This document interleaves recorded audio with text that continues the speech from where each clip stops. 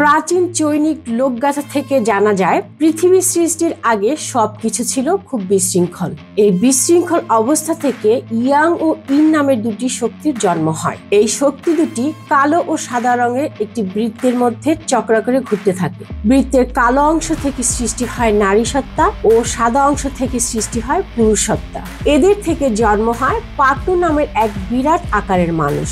এই পাকনু আসলে পৃথিবীর একটি রূপ। এই পাকনুকে খুশি করার জন্য চন্দ্র, সূর্য আর তারা সৃষ্টি করা হয়। পাকনুর মাথা থেকে পর্বত সৃষ্টি হয়, নিঃশ্বাস থেকে মেঘের সৃষ্টি হয়, শিরা উপশিরা থেকে নদী আর গায়ের পশম থেকে গাছপালার জন্ম হয়। বিশাল পাকনুর গায়ে যে সব পোকামাকড় ছিল সেগুলো কালক্রমে হয়ে যায় মানুষ আর অন্যান্য পশু পাখি।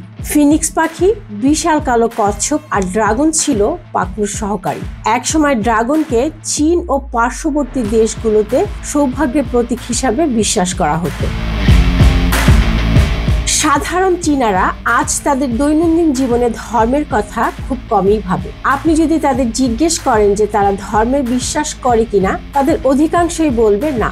যাই হোক, বৌদ্ধ ধর্ম ও তাওবাদ চীনা ইতিহাসে অপরিহার্য, কারণ তারা হাজার হাজার বছর ধরে চীনা সভ্যতার বিকাশের সাথে রয়েছে। ঐতিহ্যগত সংস্কৃতি চীনের বিখ্যাত প্রাচীন উপন্যাস জার্নি টু দ্য ওয়েস্ট বৌদ্ধ ধর্ম থেকে এসেছে। তাং রাজবংশের সন্ন্যাসীরা বৌদ্ধ ধর্মগ্রন্থগুলো পেতে ভারতে এসেছিলেন। চীনের 40 থেকে 60% লোক কোনো ধর্মের অনুসারী নয়। কট্টর নাস্তিকের সংখ্যা 14 থেকে 15%। শান ধর্ম ও তাও ধর্ম বর্তমানে চীনের বৃহত্তম ধর্ম। চীনের 20 থেকে 30% লোক এই ধর্মগুলি পালন করেন। এদের মধ্যে প্রায় 16 কোটি লোক, অর্থাৎ চীনের মোট জনসংখ্যার প্রায় 11% মাতসু নামের দেবীর পূজা করে। বৌদ্ধ ধর্ম দ্বিতীয় বৃহত্তম ধর্ম।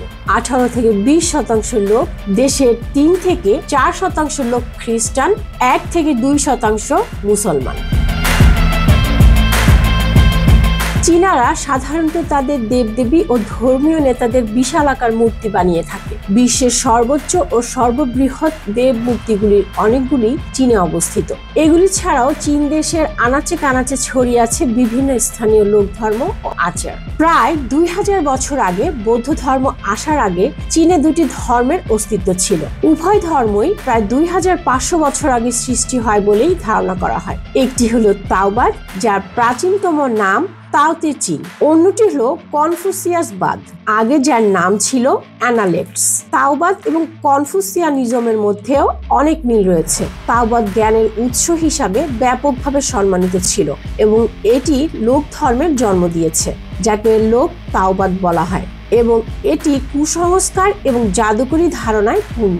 কনফুসিয়ানিজম 1000 বছরেরও বেশি সময় ধরে চীনা সরকারের ভিত্তি ছিল। চীনের ধর্মীয় বিশ্বাস এবং আচার অনুষ্ঠান নিয়ে কিছু অদ্ভুত বা বিশেষ নিয়ম ও রীতি রয়েছে, যা একদিকে চীনের সাংস্কৃতিক ঐতিহ্যের অংশ, আবার অন্যদিকে সরকারের কিছু বিধি নিষেধও এর সঙ্গে যুক্ত।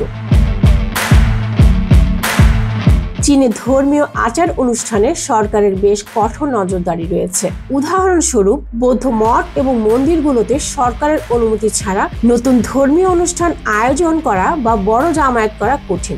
এমনকি কিছু ধর্মীয় শিক্ষা বা আলোচনা গণমাধ্যমে প্রকাশ পেলে তা সরকার কর্তৃক নিষিদ্ধ হতে পারে। ধর্মীয় উপাসনালয়ে তরুণদের প্রবেশে সীমাবদ্ধতা আছে।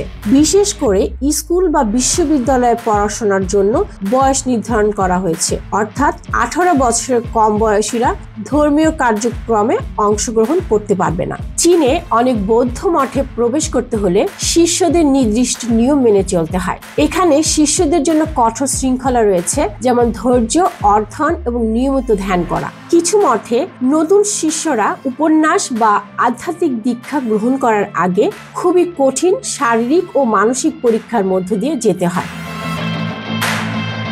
চীন সরকার ধর্মের স্বাধীনতাকে একটি সীমিত আকারে মেনে নেয়, তবে কিছু ধর্মীয় বিশ্বাসের প্রতি সরকারের নেতিবাচক মনোভাব রয়েছে। যেমন তিব্বতী বৌদ্ধ ধর্মের প্রভাবিত এলাকার মধ্যে চীন সরকার তিব্বতের ধর্মীয় নেতা দালাই লামার প্রতি বিরোধী মনোভাব পোষণ করে এবং তাদের কার্যকলাপ নিয়ন্ত্রণ করে থাকে। চীনের পশ্চিমাঞ্চলীয় অঞ্চলে উইঘুর মুসলিমদের উপর নানা বিধি নিষেধ আরোপ করা হয়েছে। কিছু রিপোর্টে দেখা গেছে যে উইঘুর মুসলিমদের ধর্মীয় চর্চা যেমন রোজা রাখা, নামাজ পড়া, হজে যাওয়া ইত্যাদি কঠোরভাবে নিয়ন্ত্রিত এবং নিষিদ্ধ। বিশেষ করে ইসলামিক পোশাক পরিধান বা নারীদের হিজাব পরা নিয়েও নিয়ন্ত্রণ রয়েছে। অনেক উইঘুরকে পুনর্বাসন ক্যাম্পে বন্দী করার খবরও পাওয়া যায়।